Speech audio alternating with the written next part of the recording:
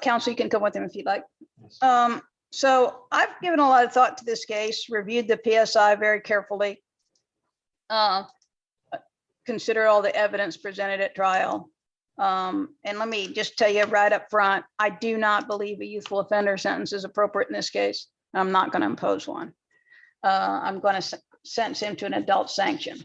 So then my next question to me, after determining that a youthful offender sentence is not appropriate in this case, of what an appropriate sentence is. I do think a 20-year sentence is excessive, and I'm not going to impose a 20-year sentence in prison. I'm sort of stunned when you take a look at the defendant's criminal history beginning back in 2015, that it shows a consistent pattern of not learning from mistakes. 2015, he entered a plea to, or in juvenile court, of domestic battery, resisting without violence, making threats. He completed a youth offender program, and it resulted in those cases, that case being dropped, because that was part of the terms of the agreement. And so I think most people at that point would have said, whew, I'm going to walk the straight and narrow. And Mr. Jackson, I watched the music videos, and I have to say that I'm appalled at the content of them, at the direction. But one thing that really sticks out is Mr. Jackson is a talented young man that could do anything he wanted with his life if he made the right choices. And I think that the video spoke loud and clear to the jury of what the purpose of that video was. It may have been some art, but that wasn't what it was for. I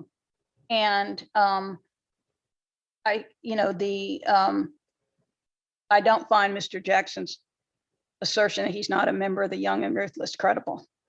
I find that he is not credible when he makes that assertion. And not only that, but I think it's very clear what a charismatic leader he is in the Young and the Ruthless. When people look up to someone who commits crimes, that's a shame, I think. So then we move on from him getting these charges dropped after he's in a plea of guilty to them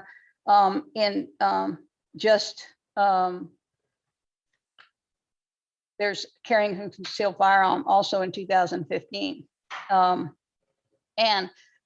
So he's sentenced to probation. There's a carrying concealed firearm and a resisting an officer without violence. And so he is, for the carrying concealed firearm, he's withhold adjudication of delinquency. He's placed on probation. He's given another shot, another chance.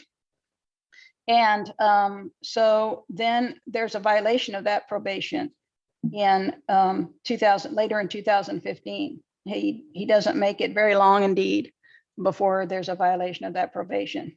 So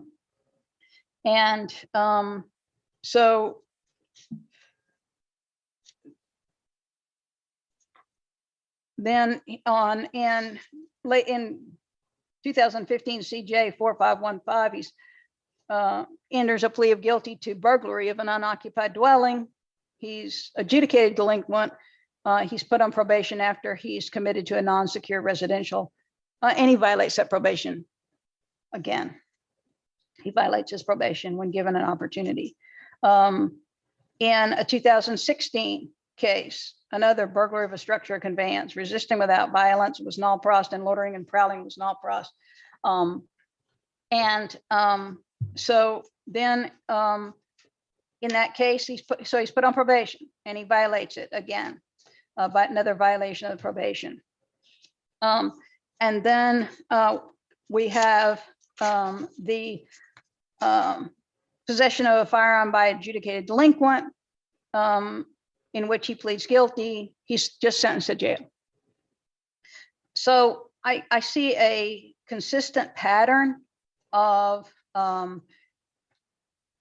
violating the law. He's driving with no valid driver's license. And while that may be considered minor, one might think that driving without no valid driver's license is minor.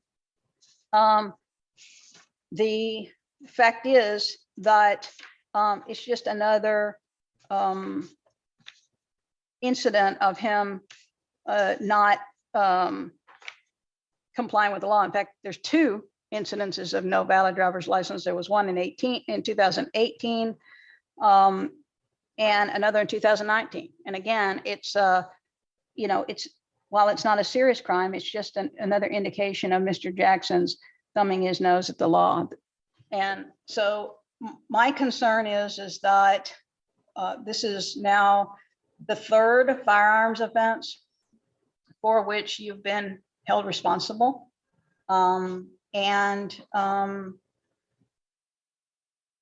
It just seems that your intent on, rather than becoming that successful artist that you could be, with all the potential in the world you have, of just making the decision that you would be rather associated with a criminal gang and make videos that promote or in furtherance of the criminal gang. So I find that you are a danger to the community. And I find that the only way to protect the community from you is to put you in prison. But I'm not going to put you in prison for 20 years. I'm going to put you in prison for 10. So I'm going to adjudicate you guilty, sentence you to 10 years in the Florida Department of Corrections, to be followed by 5 years of probation. And during that period of probation, you'll not associate with any criminal gang members. And you are going to complete the Authentic Manhood program. I'll give you credit for 739 days. And court cost in the amount of, tell you what, I'm going to waive your court costs.